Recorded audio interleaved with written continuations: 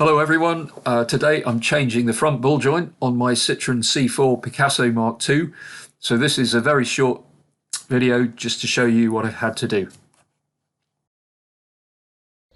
I'm halfway through the job at the moment, so you can see here's the old one that came out.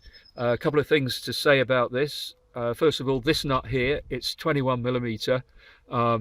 I could fit the socket on top no problem, but there wasn't room between the drive shaft for the wrench handle to get on there to remove it. So a bit embarrassingly, I had to resort to the trusty adjustable spanner.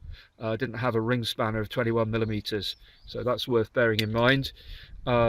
These three nuts here, they're 18mm. No problem to get those off. This, by the way, has got a star drive there in the end of it if you need it. I didn't. It came off pretty easily.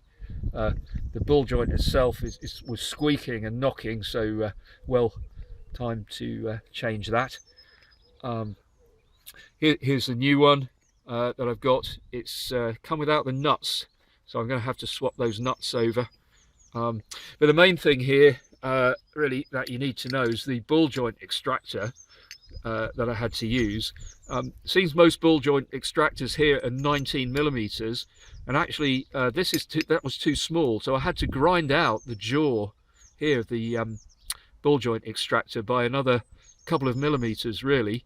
That's worth bearing in mind because you can buy the bigger ones, they're very expensive, but grinding that out, that worked absolutely fine, and got the ball joint out no problem. There's nothing else to disassemble on this job. So there you are, that's changing the front ball joint on the C4 Picasso Mk2.